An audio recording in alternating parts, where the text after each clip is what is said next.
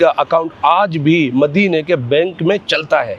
हज़रत उस्मान बिन अफ़्फ़ान रज़ियल्लाहु अन्हु ने जिसको वक्फ़ किया था, लेकिन ये आज भी बंद है। फंदुक वक्फ़ उस्मान बिन अफ़्फ़ान रज़ियल्लाहु अन्हु। ये बात बिल्कुल भी सही नहीं है। ये हज़रत उस्मान बिन अफ़्फ़ान के अपने होटल से हलक सूख गया। बहुत बड़ा प्रोजेक्ट चला रखा है। अस्सलामु अलैकुम वरहमतुल्लाहि वबरकातुहू। सबाहल खैर, good morning from Madinatul Munawwara. मैं हूँ Irshad and welcome to new vlog. आज का व्लॉग बहुत स्पेशल होने वाला है। वो इसलिए कि आज के व्लॉग में हम दो चीज़ें जानेंगे। एक चीज़ तो ये कि हज़रत सैयदना उस्मान बिन अफ़्फ़ान रज़ियल्लाहु अन्हु का जो कुआँ है उसकी ज़ियारत करेंगे, जो उनका कुआँ और फार्म है उसकी ज़ियारत करेंगे। दूसरी चीज़ हम ये जानेंगे कि आपने काफ़ी सुना होगा, लोगों के बीच में बातें मशहूर हैं कि हज़रत सैयदना उस्मान बिन अफ़्फ़ान रज़ियल्लाहु अन्हु जो है ऐसे सखी हैं और ऐसे सहाबी हैं जिनका अकाउंट आज भी मदीने के बैंक में चलता है। सुबहान अल्लाह। और उनके नाम से यहाँ होटल भी चलता है। ठीक है, हज़रत उस्मान रज़ियल्लाहु अन्हु का जो होटल है वो भी यहाँ पर चलता है। तो इन सारी चीज़ों को जानेंगे कि क्या सच है और क्या इसके अंदर झूठ है और क्या सही है और क्या गलत है। सारी चीज़ों को इस व्लॉग में जानेंगे। तो सबसे पहले चलते हैं आपके कुएं पर, जो कुआं आपने ख़रीद कर मुसलमानों के लिए वक्फ़ कर दिया था, मुसलमानों के लिए फ्री कर दिया था। ठीक है,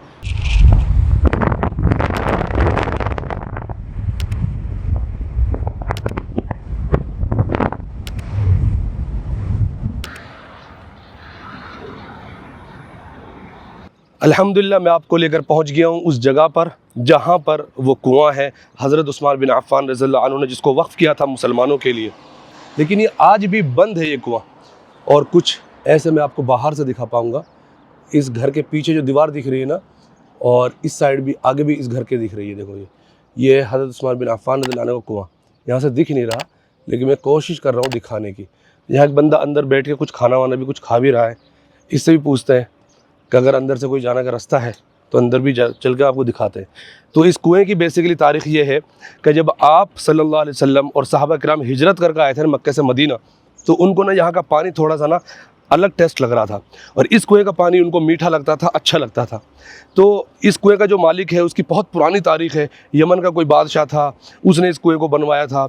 और ये भी कहा जाता है कि बीर रूमा इस कुएं का नाम है। तो रूमा किसी औरत का नाम था जो इस कुएं पे काम करती थी। कई चीज़ें लिखी हुई हैं हिस्ट्री में, लेकिन जो सही बात है वो यही है कि हज़रत उस्मान बिन अफ़्फ़ान रज़ियल्लाहु अन्हु ने इस कुएं को ख़रीदा, क्योंकि लोग इतनी कीमत नहीं देकर पानी पी सकते थे। राइट, तो अल्लाह ने उनको नवाजा था, तो उन्होंने इस कुएं को ख़रीदा और इस कुएं को वक्फ़ कर दिया मुसलमानों के लिए।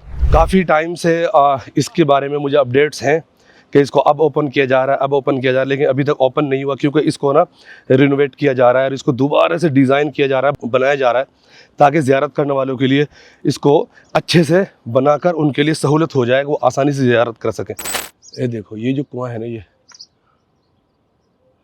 ये है जो सामने बाउंड्री दिख रही है ना, ये वाली, ये है कुआं। ये कुआं है जिसको बीर उस्मान कहते हैं। सुबहान अल्लाह। तो जी, हमने इसकी ज़ियारत कर ली, इस कुएं की, और इस कुएं के बारे में थोड़ा बहुत हमने जान लिया। और ये कुआं, इस कुएं के बारे में जो बताया जाता है कि ज़ियारत है, ये सही बात है और ये सच्ची ज़ियारत है। और इसके बारे में जो बातें मैंने बताई हैं वो काफ़ी कुछ पढ़ कर, देख कर, समझ कर और खूब मैंने जब अपना दिल को मुतमईन कर लिया तब आप तक पहुंचा रहा हूं। तो इसलिए जब भी आप मदीना आए तो यहाँ आ सकते हैं। कुछ टाइम के बाद ये बहुत अच्छा इसको डिज़ाइन कर देंगे। अल्हम्दुलिल्लाह अभी मैं उस जगह पे पहुंच गया हूँ जहाँ पर वो होटल है जिसके बारे में कहा जाता है कि ये होटल हज़रत सैयदना उस्मान बिन अफ़्फ़ान रज़ियल्लाहु अन्हु का अपना होटल है और उनके कुएँ और उनके जो बाग है उसके पैसों से होटल ख़रीदा गया है। तो मैं आपको पहले ये होटल दिखा दूँ। देखें सामने, देखें लिखा हुआ है फंदुक वक्फ़ उस्मान बिन अफ़्फ़ान रज़ियल्लाहु अन्हु। इंग्लिश में भी लिखा हुआ है वक्फ़ उस्मान बिन अफ़्फ़ान रज़ियल्लाहु अन्हु। तो ये होटल है। ठीक है जी, बहुत दूर से आपको नज़र आ जाएगा। और इधर यहाँ पे देखें, ये साइकिल का स्टैंड बना रखा है फंदुक वक्फ़ उस्मान बिन अफ़्फ़ान, और यहाँ पर इस तरह की साइकिलिंग भी मिलती है। ठीक है जी, क्या ये सही बात है कि ये सारा ये जो होटल है और इस तरह की जो बातें बोली जाती हैं कि ये होटल आपके मिल्कियत के पैसों से ख़रीदा गया है? तो आप थोड़ा सा ना इसको ऐसा समझ लें कि वक्फ़ बोलते हैं ना, वक्फ़ ट्रस्ट को बोलते हैं। जैसे वक्फ़ बोर्ड होता है ना, इंडिया के अंदर भी वक्फ़ बोर्ड है, तो वक्फ़ बोलते हैं ट्रस्ट को। तो ये ट्रस्ट बनाया था कुछ त्यूनिस और अलजायर और अल मगरिब के लोगों ने। ठीक है, या कहीं के भी लोगों ने एक ट्रस्ट बनाया। अब जब ट्रस्ट बनाया तो जाहिर सी बात है, ऐसा हो नहीं सकता कि कोई सऊदी अरब का बंदा उसमें इन्वॉल्व ना हो। तो कहा जाता है कि मदीना शरीफ जो मदीना मस्जिद नबवी के जो इमाम हैं, बहुत सारे इमाम हैं, उनमें से एक इमाम इसके ज़िम्मेदार हैं, जिसको अन्नाज़िर बोला जाता है अरबिक के अंदर, तो वो इस ट्रस्ट के ज़िम्मेदार हैं। तो ट्रस्ट बना दिया गया है आपके नाम से, और सिर्फ आपका नाम तक तो ठीक है, लेकिन ये कहा जाए कि आपकी अपनी पर्सनल मिल्कियत है, और उस पैसे से जो कुएं और बाग जो मैंने आपको दिखाया, उस पैसे से इन होटलों को ख़रीदा जा रहा है, ये बात बिल्कुल भी सही नहीं है। ये बिल्कुल ऐसा समझ लें आप कि जैसे कि मैं या आप हज़रत अबू बकर सिद्दीक़ रज़ियल्लाहु अन्हु के नाम से ट्रस्ट बना दें और फिर उस ट्रस्ट से खैर के काम करें, ठीक है, मदरसा बना दें। जैसे इंडिया के अंदर बहुत सारी मस्जिदें हैं सहाबा किराम के नाम से, बहुत सारे मदरसे हैं सहाबा किराम के नाम से, ये बिल्कुल ऐसा ही है। तो मिसाल मैंने आपको देकर समझा दी। तो ये एक ट्रस्ट है जो कुछ लोगों ने बनाया, और ये ट्रस्ट आज भी चलता है। और ये कहना कि आपका अकाउंट मदीना के बैंक में है तो ठीक है, बिल्कुल ट्रस्ट नाम ही, जब ट्रस्ट का नाम ही उस्मान बिन अफ़्फ़ान रज़ियल्लाहु अन्हु है, तो इस लिहाज से तो कह सकते हैं कि आपका जो अकाउंट है वो मदीना के बैंक में आज भी चल रहा है। लेकिन आपकी फैमिली से और बज़ात खुद आपसे इसका कोई ताल्लुक़ नहीं है। बाकी आपका जो वो बाग है, जो आपका वो कुआं जो मैंने दिखाया आपको स्टार्टिंग में, आपने उसको ख़रीद कर मुसलमानों के लिए वक़्फ़ कर दिया ताकि मुसलमान फ्री में पानी पी सकें, इसीलिए आपके नाम का हिस्सा बन गया उस्मान गनी रज़ियल्लाहु अन्हु। गनी बोलते हैं मालदार। मैं जब फ़र्स्ट टाइम सऊदी आया था तो मुझे खुद ये ज़ियारत कराई गई थी कि ये जो होटल्स हैं ना, ये हज़रत उस्मान बिन अफ़्फ़ान के अपने होटल्स हैं, जो उनके अपने बाग और अपने कुएँ की जो मिल्कियत है उनके पैसे से ख़रीदा जाता है।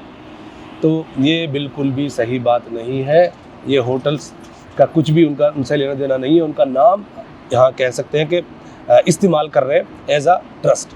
उम्मीद करता हूँ कि आपको बात समझ में आ गई होगी, और इंशाल्लाह आप दूसरों को भी ये बातें ज़रूर पहुँचाएँगे। देखो ये नई बिल्डिंग बन रही है, इससे आप जैसे ही आप आओगे ना सीधा, तो अब सीधे रोड पर आ गए, राइट। अब सीधे रोड पर जब आ गए, यहाँ से आप लेंगे लेफ़्ट लेंगे तो यहाँ पर देखो शार साद बिन माद लिखा हुआ, देखो यहाँ पर देखो। जब रोड पर आ गए और रोड के इस साइड आपको कुछ इस तरह का मंजर है, इस तरह पहाड़ दिख रहा है। आने वाले टाइम में तो यहाँ पर सब बिल्डिंग्स बन जाएंगे, तो शायद ये पहाड़ भी ना दिखे, लेकिन शार साद बिन माद, और इस तरह आप आएंगे तो बिल्कुल कोने पे ना, जैसे आप इस कोने पे जाएंगे तो यही होटल है। चलिए मैंगो जूस ले लेते हैं, हलक सूख गया। यहाँ पे देख रहे हैं आप, सबका रेट लिखा रहता है, कितने में कौन सी चीज़ मिले, कितने रियाल में। यहाँ से हमें मिलेगा, इतने सारे रुपए दे दिए उन्होंने भाई मुझे 5-5 का। हाँ, थैंक यू सो मच। तो मैंने आपको जो इस व्लॉग में बताया ना, वो बहुत तहकीक और बहुत सोच समझ के सारी चीज़ें मैंने पढ़ी और फिर आप तक पहुंचाई हैं। तो मैंगो जूस जो है ना, इसको टेस्ट कर लेते हैं। बिस्मिल्लाह। या सलाम, सच बता रहा हूँ, जब भी आप आएंगे ना, ऐसा लगता है जैसे हमने आम को अपने बाग के पेड़ में से तोड़ा हो खुद और घर में जूस बनाकर पी रहे हो, ऐसी फीलिंग आती है, ऐसा टेस्ट आता है मतलब। चलिए आज के व्लॉग को एंड करते हैं। उम्मीद करता हूँ व्लॉग आपको अच्छा लगा होगा। मैंने कोशिश करी कि आपको कुएं को अंदर से जाकर दिखाऊं, लेकिन अभी वहाँ पर रेनोवेशन का काम चल रहा है।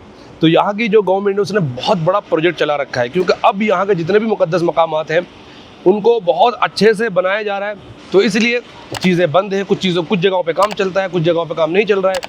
तो आप अपना ख्याल रखें, अपने को ख्याल रखें। मैं फिर मिलूँगा आपसे एक खूबसूरत व्लॉग के साथ इंशाअल्लाह। जज़ाकुमुल्लाह खैर जज़ा। अल्लाह हाफिज़।